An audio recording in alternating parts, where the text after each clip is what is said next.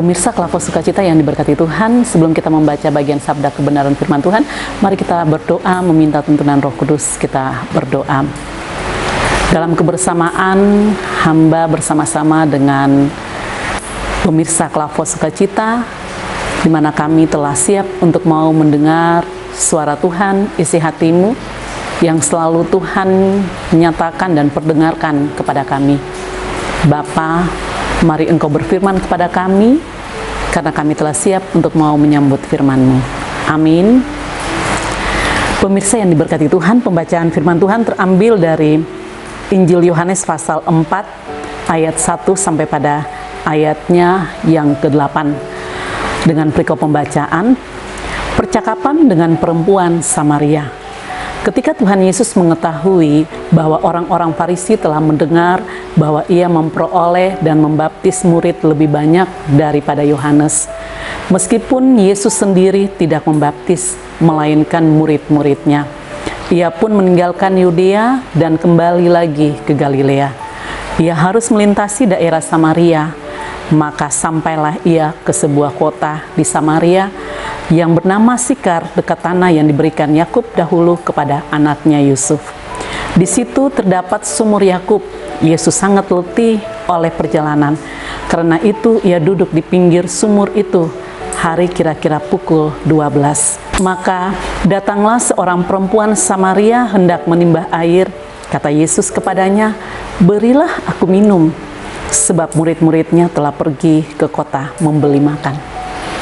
Pemirsa yang diberkati Tuhan, tema perenungan kita, Yesus meminta air dan Dia adalah air kehidupan. Bacaan yang baru saja kita baca secara bersama-sama ini terbagi dalam beberapa bagian. Pada ayat pertama dan ayatnya yang kedua, ini berbicara tentang baptisan. Pembaptisan digunakan dengan air dengan menggunakan 3 simbol: Allah Bapa, Yesus Kristus, dan Roh Kudus. Itulah yang dapat dan telah dimutraikan. Kita dibaptiskan dengan air dan juga dengan Roh. Bahkan juga ketika pembaptisan itu telah dilakukan, maka Yesus bersama-sama dengan murid-murid, mereka meninggalkan Yudea dan kembali ke Galilea. Ia harus melintasi daerah Samaria. Satu perjalanan yang cukup jauh ia tempuh. Tetapi ketika ia tiba di sebuah kota di Samaria yang bernama Sikar, dekat tanah yang diberikan Yakub dahulu kepada anaknya Yusuf, disitulah terdapat sebuah sumur Yakub. Yesus yang berjalan cukup jauh dari perjalanannya dari Yudea kembali ke Galilea dan melintasi Samaria, ia merasa letih atau ada dalam suatu kecapean. Secara tubuh jasmani membutuhkan air untuk diminum supaya mendapati kelegaan berdasarkan kehausan yang pada saat itu Yesus juga alami sebagai manusia. Maka setibanya ia di pinggir sumur itu, hari kira-kira itu pukul 12, datanglah seorang perempuan Samaria. Ia meminta minum kepada Yesus. Pemirsa yang diberkati Tuhan, perempuan Samaria tahu bahwa Yesus ini adalah orang Yahudi. Dan orang Yahudi dengan orang Samaria, mereka tidak bisa akur, tidak bisa berjumpa, tidak bisa berbicara dengan baik. Tetapi mengapa Yesus bisa menyapa seorang perempuan Samaria ini dan meminta sesuatu dari perempuan Samaria, bahkan khususnya itu air? Karena bagi orang Yahudi, dalam memandang orang Samaria itu adalah sebagai bangsa yang tidak asli berada di dalam suku Israel. Dalam percakapan Yesus dengan perempuan Samaria, di mana Yesus meminta air, maka Yesus mengatakan, "Berilah aku air." Pemirsa yang diberkati Tuhan, Yesus sendiri adalah air kehidupan. Mengapa ia meminta air kepada perempuan Samaria? Kembali seperti tadi awalnya saya katakan bahwa dilihat dari tubuh jasmani secara manusia, karena ia memiliki 2 sifat, sifat ilahi dan sifat manusia. Secara manusiawi, ia juga membutuhkan air.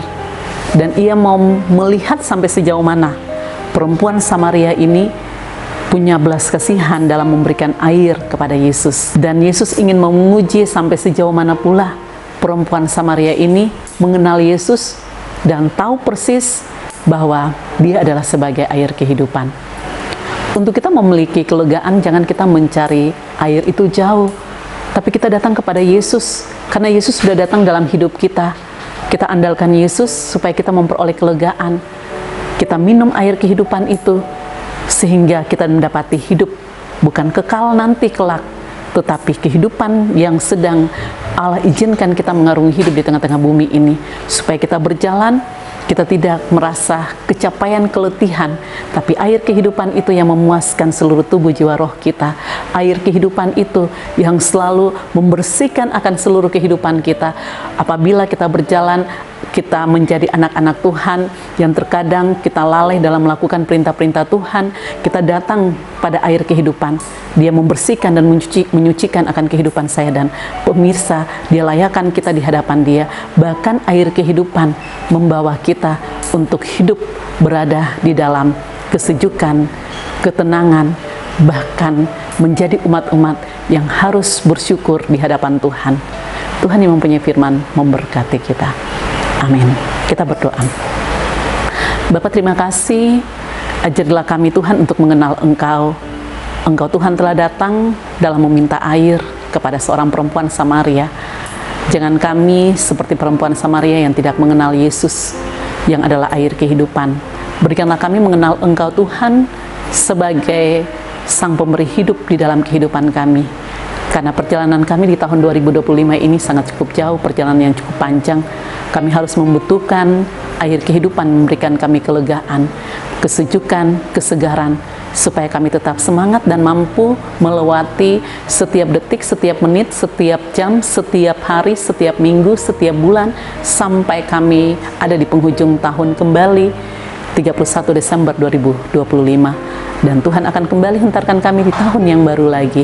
Bapa, terima kasih, kami percaya Engkaulah air kehidupan yang selalu hadir dan ada di dalam kehidupan kami. Amin. Shalom, Tuhan memberkati.